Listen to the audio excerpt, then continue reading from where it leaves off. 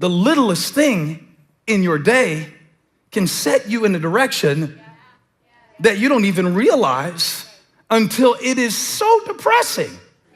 I mean, my God.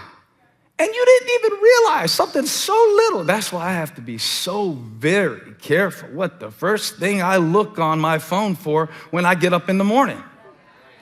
Because it doesn't take much.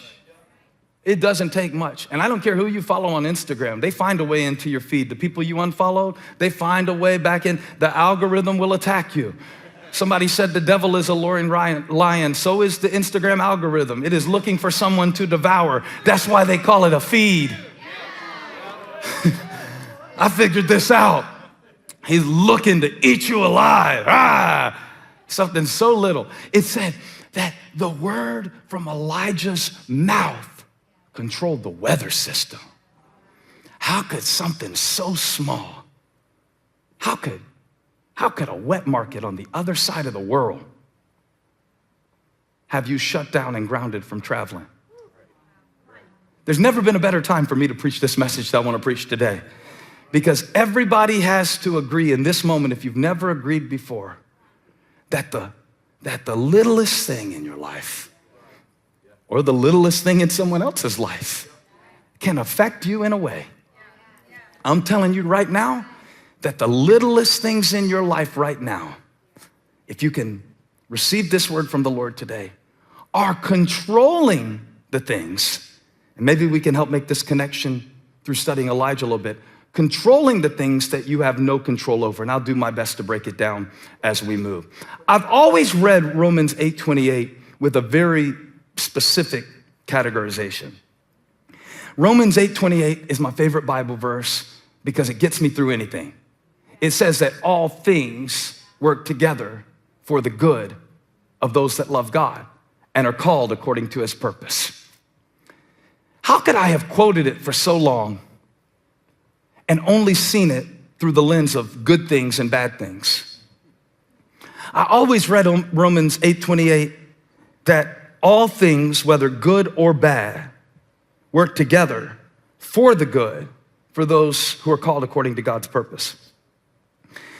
Now I realize that Romans 8:28 doesn't just apply to good things and bad things. It applies also to big things and little things. Turn the lights on and wake them up. I can't get any help out here. It said all things. Turn the lights on and wake them up. Do something. Pull the lights up because it's sleepy out. Yeah. That's better. I need to see y'all sleeping. Y'all are sleeping on me. I'm about to clear out the whole room. It doesn't just mean good things and bad things. It means that the big things and the little things, and that's why you cannot despise the day of small beginnings. Because everything little leads to something big. That's how you got here. I'm gonna give y'all a minute for the YouTube delay. That's how everything you see got here. It started with somebody's thought. An impulse in the brain that you cannot even see with the human eye. A virus has shut down the world. Show me a coronavirus. You can't. Show me the effects of it. You can't get away from it. How can something so little affect something so big? How can something that happened to you when you were 12 still be haunting you when you're 42? How can something so little control something so big? And that's the lens at which I was looking at the prophet Elijah's life. I was saying, he controlled the weather with his word. And I thought about how our words control the weather. How when we speak things, when we say things, when we say them not even out loud, but to ourselves, it affects the weather of our heart. Yeah. How can a little thing like a thought lead you down a track? I mean, it's such a little thing, but little things lead to big things. Little things lead to big things. So the prophet Elijah prophesies a drought It's a wonderful story, and we could elaborate on it for days, but we just want to talk about this little instruction that God gave him in verse 2.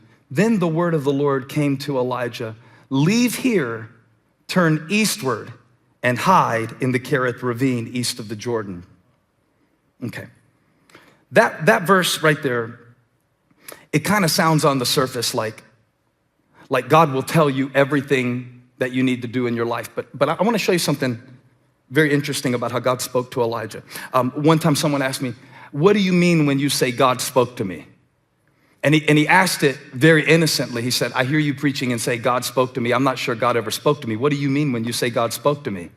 And the challenging thing about it was he was hearing that as a voice, but really I meant it as a thought. I don't experience God through my ears.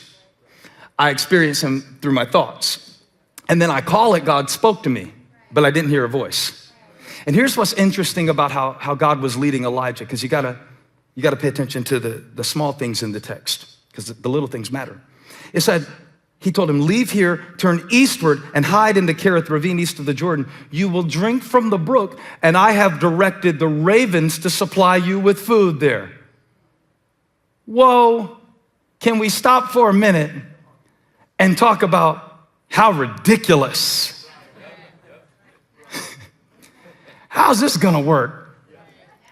We just read it, right? We just skip right past it. Yeah, go down there and the birds bring him. The birds? Get ready for God to explode your box of how you think he's going to provide for you. Huh? We have all these limitations on ways that we think God can take care of us. We have all these limitations on ways that we think that God can take care of our family. We have all these limitations on ways that we think God can use us. We have all these limitations on ways that we think that God can order our life and ways that we think. But God said, get ready for me to take the lid off and start blessing you through birds. And not just birds, not just any kind of birds, but I'm gonna use ravens, unclean birds, dirty birds. Have you ever had God bless you through a dirty bird? I need you to put a dirty bird blessing in the chat. If you ever had God use something just ridiculous, didn't make sense, didn't see it coming, didn't even like it. God has used people I didn't even like to bless me before. Dirty birds. The ravens were dirty birds. God said, I'm gonna use a dirty bird to feed you by the Kerith ravine. And he does this for a while. He does this for a while. If I could tell you the whole story, I would, because Ahab now, he needs to see that God controls the rain, not Baal. He needs to see that God controls the rain, not Baal.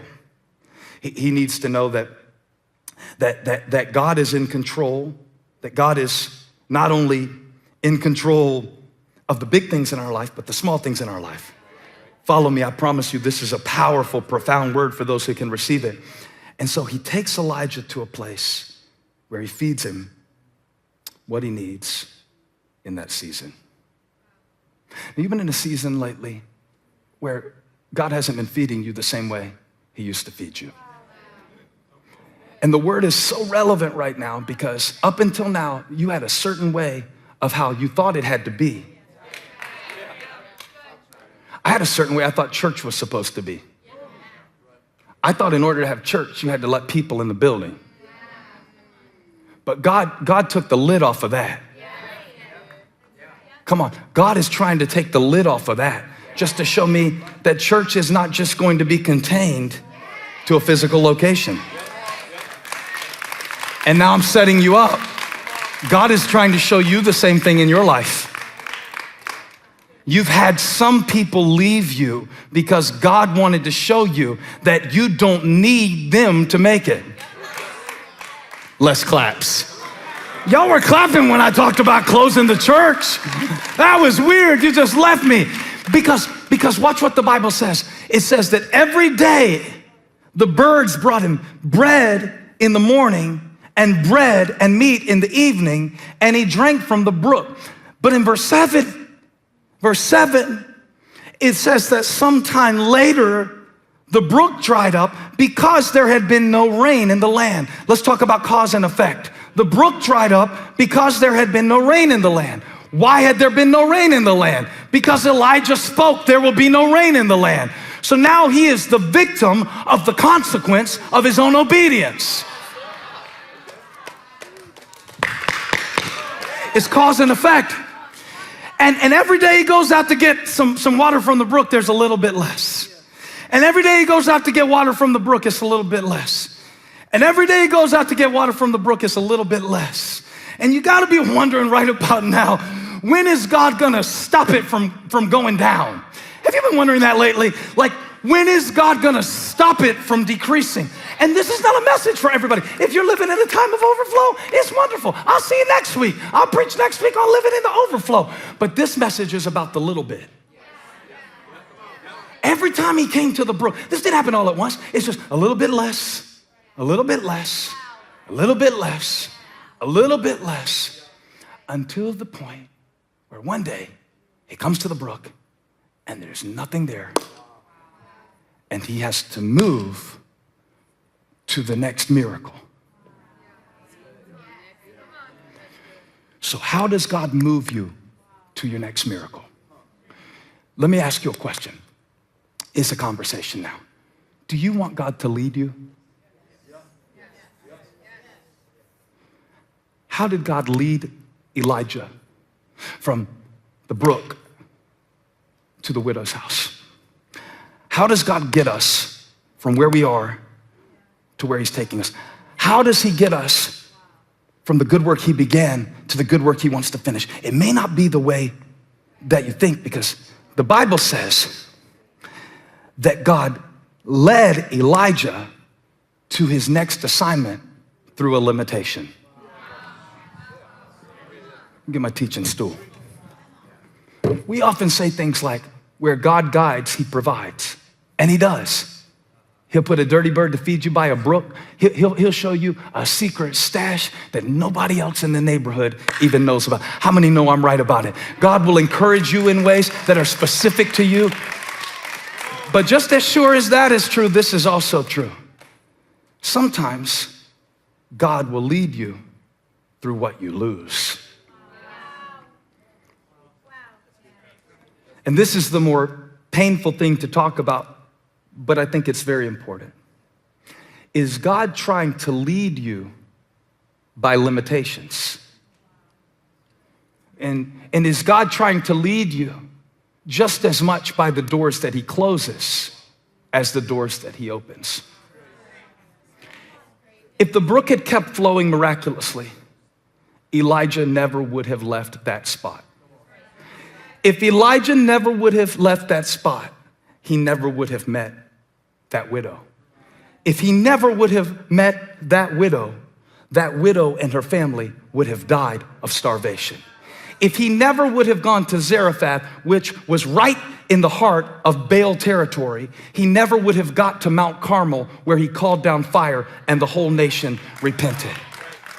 Isn't it crazy how a little thing can lead to a big thing? Isn't it weird how something can go all over the world but start with one little connection? Isn't it crazy how God can use something in your life that you thought it was bad, but later you look back and say, no, it wasn't a bad thing. It was just a thing that led to a thing. It's just a thing that leads to a thing. So all things work together for the good. So if the brook doesn't dry up, Elijah doesn't move on. If they didn't break your heart, you wouldn't have learned the lesson that you learned. If you didn't go through Goliath, you wouldn't have been ready to be a king. If you hadn't been thrown in a pit, you wouldn't have been positioned in Egypt to feed generations. You meant it for evil, but God used it for good. Put it in the chat. Take the lid off. Take the lid off. You know, we have all of these lids, or I could call it all of these limitations on the ways that we think God can move. And if it feels good, we think it's God. And if it feels bad, we think it's the devil. But God is calling us to recategorize in this season of our life. I prove it to you. David came to Goliath and saw him as a meal ticket. The rest of the nation saw him as an enemy. The king said, if you kill Goliath, you never pay taxes again, and you can marry my hot daughter, the hot one. David said, what now? Let me do the math on this. Okay. How big is he? It doesn't matter. Watch this. Because a little thing.